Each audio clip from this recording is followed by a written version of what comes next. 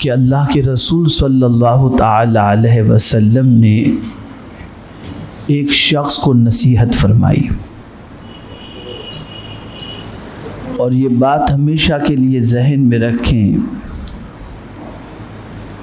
कि जब कभी आपके सामने ये कहा जाए कि हुजूर सल्लल्लाहु अलैहि वसल्लम ने फरमाया, तो आपके कान बिल्कुल चौकन्ने हो जाने चाहिए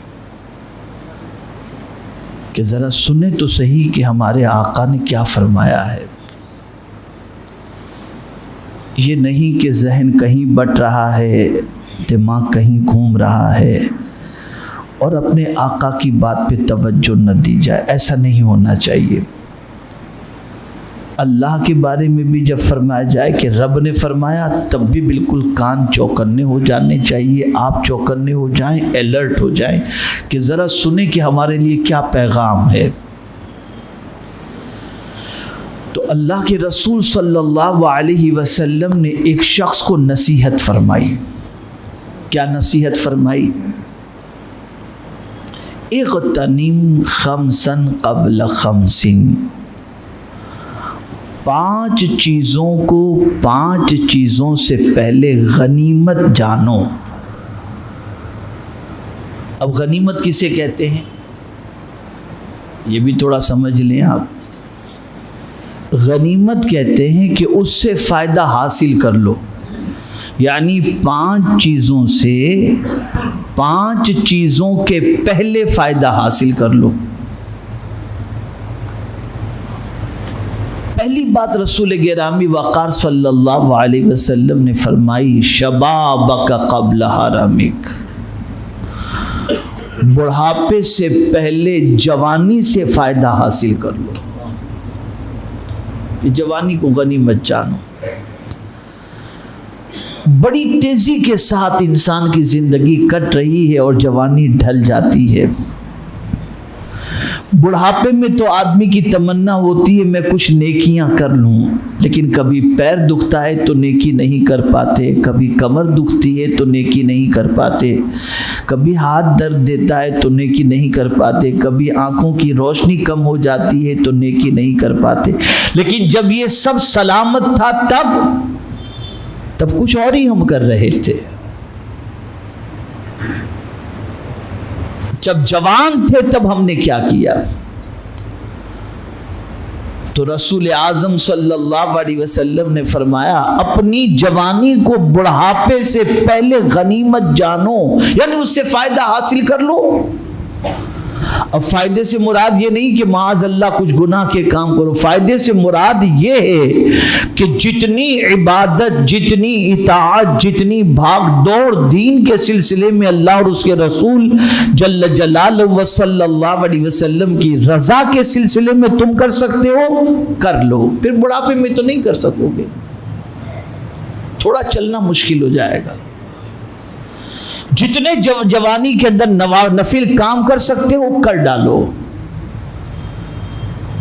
जितना किसी मुसीबत ज़दों के लिए दौड़ सकते हो दौड़ लो, जितनी रकात एक्स्ट्रा पढ़ सकते हो पढ़ लो, जितनी तिलावत कर सकते हो कर लो। तो आक़ा करीम सल्लल्लाहु अलैहि वसल्लम ने इरशाद फरमाया, जवानी को बुढ़ापे से पहले गनीमत जानो। मैं यहाँ एक मेरे दोस्त हैं, अमेरिका में रहते हैं, जवान हैं माशाअल्लाह। मैंने उनकी एक आदत देखी, हम लोग जब भी अमेरिका में कहीं सफ़र पर निकलते प्रोग्रामों के अंदर, तो वो टेक्सास की साइड के अंदर मेरे साथ हुआ करते थे। ऑस्टिन जाना हुआ, डैलस जाना हुआ, और कुछ इलाके में ह्यूस्टन वगैरह के अंदर वो मेरे साथ होते। मैंने उनको देखा, बड़ी अच्छी आदत उनकी लगी। वो मस्जिद में दाखिल होते फ़ौरन 2 रकात पढ़ लेते, प्रोग्राम अभी शुरू होने में बाकी है, नमाज का टाइम होने में बाकी, लेकिन 2 रकात पढ़ लेते। फिर नमाज हो जाती, प्रोग्राम हो जाता और हम लोग मुसाफे में लगे रहते, तो वो कोने में 2-4 रकात और पढ़ लेते। तो मैंने उनकी ये आदत देखी कि जब जब उनको वक्त मिलता गया तो वक्त उन्होंने ज़ाय नहीं किया, 2-2 रकात 4-4 रकात पढ़ने में ही लग गए वो। तो मुझे खुशी हुई कि उस मुल्क के अंदर भी कुछ लोग ऐसे हैं जो अपनी जवानी में इबादत का इतना ज़ौक़ रखते हैं। तो ये बात जहन में रखो, कर लो जितनी नेकियां कर सकते हो। बुढ़ापे में तो फिर नेकी के अलावा कुछ करना नहीं, लेकिन उस वक्त करना चाहेंगे तो आज़ाद जवाब दे चुके होंगे।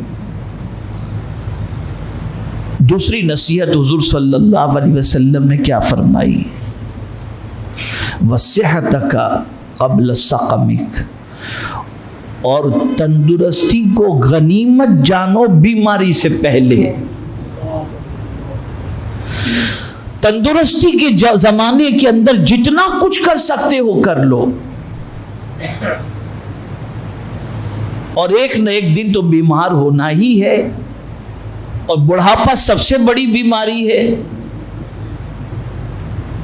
तो यहां भी यही मुराद आप ले सकते हैं कि आपको अल्लाह ने फिटनेस अता फरमाई, आप फिट हैं तो जितनी नेकियां कर सकते हो, फ़ायदा सेहत से उठा सकते हो, उतना सेहत से फ़ायदा उठाओ। बल्कि अब यहां थोड़ी सी मैं रोशनी डालना चाहूँगा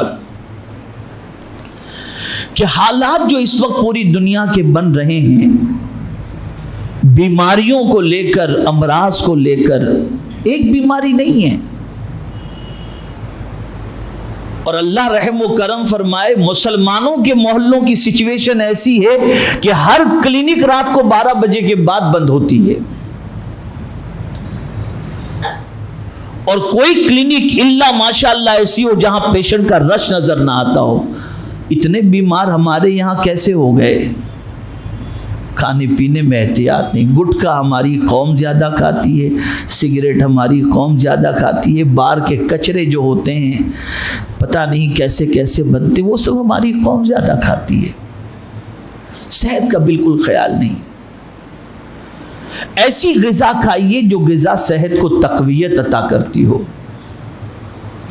ऐसी ग़िज़ा इस्तेमाल कीजिए जिस ग़िज़ा के ज़रिए आपकी तबीयत बीमार होने से बच जाए। ऐसी ग़िज़ा का इस्तेमाल कीजिए जिन ग़िज़ाओं से आपकी बदन के अंदर क़ुव्वत पैदा हो, क़ुव्वत मुदाफ़िअत पैदा हो। और ये याद रखें कि हुज़ूर सल्लल्लाहु अलैहि वसल्लम ने जिन ग़िज़ाओं का इस्तेमाल किया वो सबसे सस्ती चीज़ें हैं और सबसे ज़्यादा ताकतवर हैं। जौ ले लीजिए, सबसे ज़्यादा ताकतवर। खजूर ले लीजिए, सबसे ज़्यादा ताकतवर। मैंने खुद अपने दफ्तर में अल्हम्दुलिल्लाह ये मामूल बनाया है कि मैं शाम को जब ऑफिस में भूख जैसा या ऐसा कुछ थोड़ा सा महसूस होता है, 7 खजूरें खा लेता हूँ, 5-7 खजूरें खा लेता हूँ, अल्हम्दुलिल्लाह तबीयत के अंदर सुकून मिल जाता है। तो सेहत का ख्याल रखो।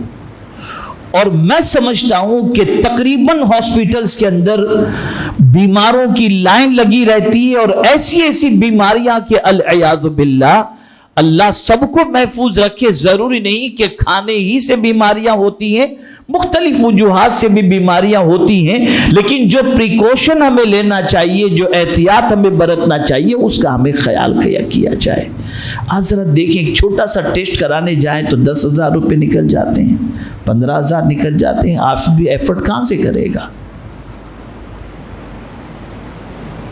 तो अपनी सेहत को गनीमत जानो बीमारी से पहले। हेल्थ केयर होना चाहिए, खाने पीने में एहतियात बरतनी चाहिए और सेहत का भरपूर ख्याल रखना चाहिए।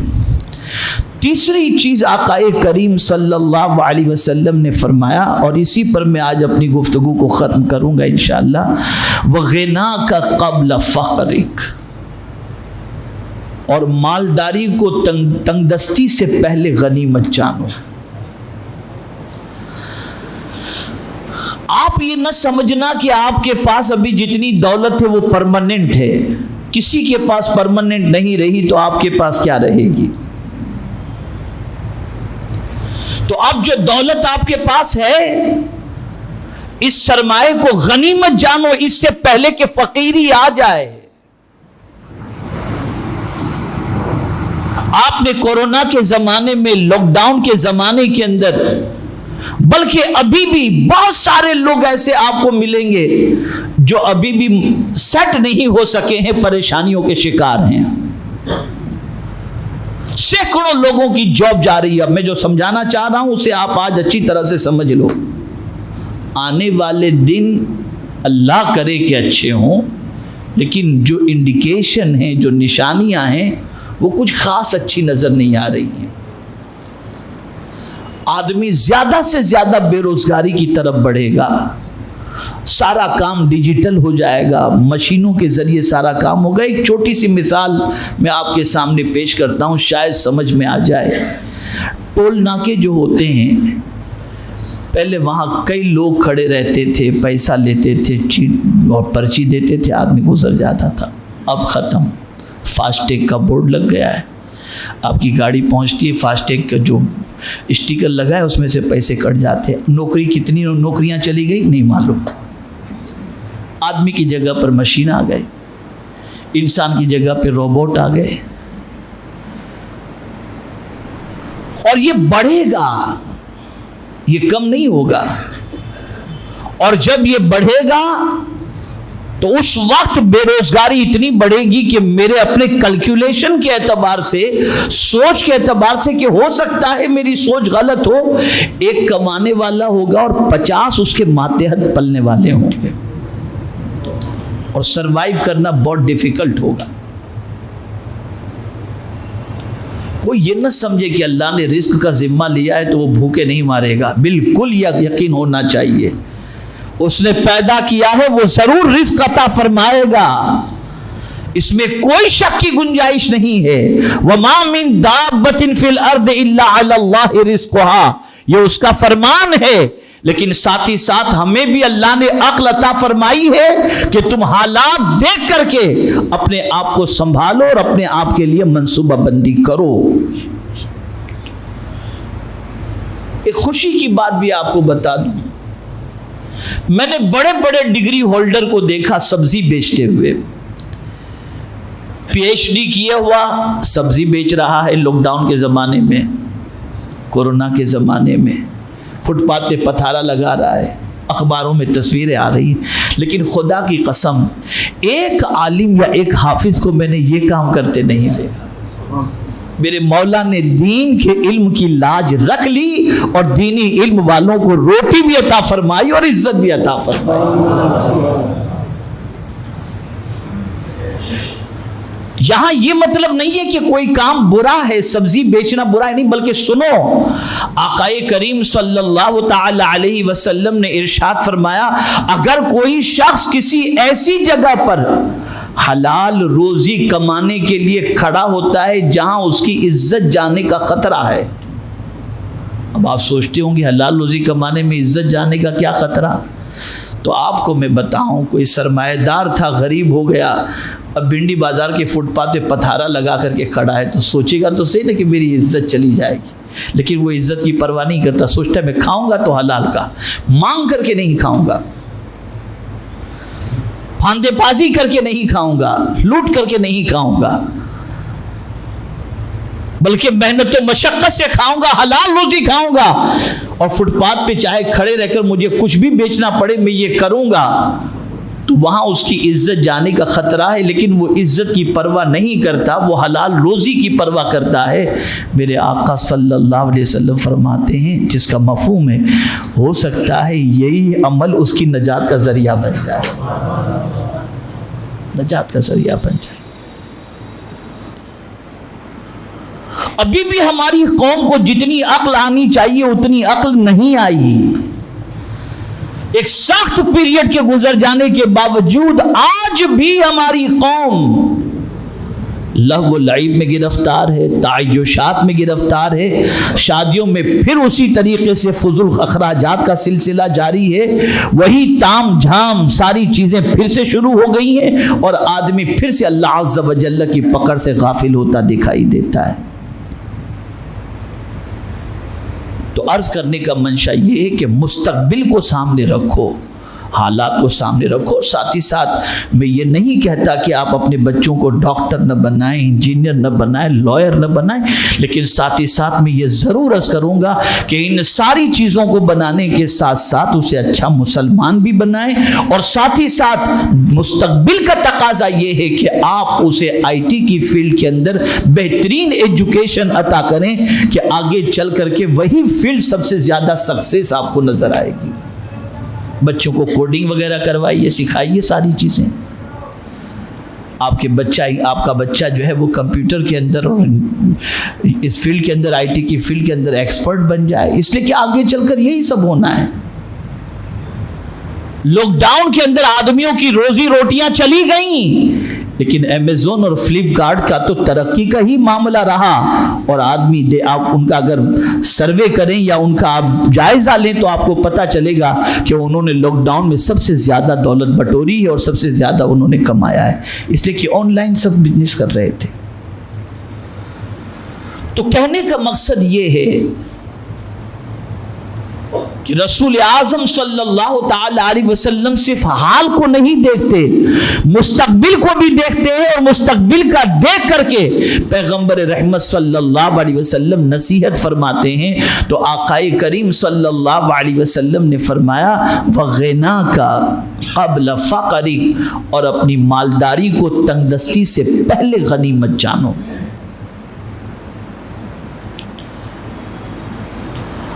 चौथी चीज अल्लाह के रसूल सल्लल्लाहु अलैहि वसल्लम ने फरमाई व फराग़क क़ब्ल शुग़लिक, और अपने टाइम को मसरूफियत से पहले गनीमत जानो। यानी आज अगर अल्लाह ने तुम्हें टाइम अता फरमाया है, फुर्सत अता फरमाई है कि तुम फुर्सत में हो, तो इस फुर्सत को गनीमत जानो। किस चीज के लिए? कि इस फुर्सत से फायदा हासिल करो, इल्म हासिल करो, अमल करो, एजुकेशन हासिल करो, अपना वक्त जाय न करो। पैगंबर रहमत सल्लल्लाहु अलैहि वसल्लम ने इसीलिए इल्म हासिल करने के सिलसिले में उम्र की कैद नहीं लगाई। माँ की गोद से लेकर कब्र की गोद तक इल्म हासिल करो, यह पैगंबर रहमत सल्लल्लाहु अलैहि वसल्लम का फरमान है। बूढ़े हो गए तब भी इल्म हासिल करो, आप अमल करो, क़ज़ाए उम्री अदा करो, तिलावत करो। कुरान सही तौर पर पढ़ना नहीं आता तो सीख लो, तजवीद के साथ सीखो। व्हाट्सएप के अंदर और टप्पेबाजी के अंदर वक्त ज़ाय करने की बजाय अपनी फुर्सत के वक्त को गनीमत जानकर उसका इस्तेमाल करो। और आखिरी बात मेरे आका सल्लल्लाहु अलैहि वसल्लम ने फरमाई, जो बहुत जामे है, सारी बातें हुजूर की जामे, लेकिन इस बात का क्या कहना। रहमत आलम सल्लल्लाहु अलैहि वसल्लम फरमाते व हयातक क़ब्ल मौतिक, और ज़िंदगी को मौत से पहले गनीमत जानो। जो ज़िंदगी अल्लाह ने अता फरमाई है, दोबारा रब दुनिया में नहीं भेजेगा, तो आज कर लो जो कुछ करना है, सारी अच्छाई आप कर लो जिंदगी के अंदर। दोबारा दुनिया में नहीं भेजेगा रब क़दीर जल्ल जलालहू। हालांकि क़यामत में बंदा कहेगा मेरे मौला मुझे दुनिया में भेज लअल्ली अअमलु सालिहा, ताकि मैं नेक अमल करूं। तो मौला फरमाएगा अल्लाहु अकबर, क्या मैंने तुझे उम्र नहीं दी थी? अवलम नुअम्मिरकुम मा यतज़क्करु फी, क्या मैंने तुझे जिंदगी नहीं दी थी? उसमें तूने नसीहत क्यों हासिल नहीं की? तो एक बार तो तुझे जिंदगी दी थी ताकि उस जिंदगी को तू सही तौर पर इस्तेमाल कर और जिंदगी से फायदा हासिल कर, जिंदगी से तो अल्लाह मेरी इताअत कर और जिंदगी को सही तौर पर तो गुजार। अब तुझे ज़िंदगी दोबारा नहीं दी जाएगी, तो हमें चाहिए कि हमारी ज़िंदगी को हम गनीमत जाने। मौत से पहले, मौत के बाद अमाल का दरवाज़ा बंद हो जाता है, फिर कोई अमल हम नहीं कर सकते।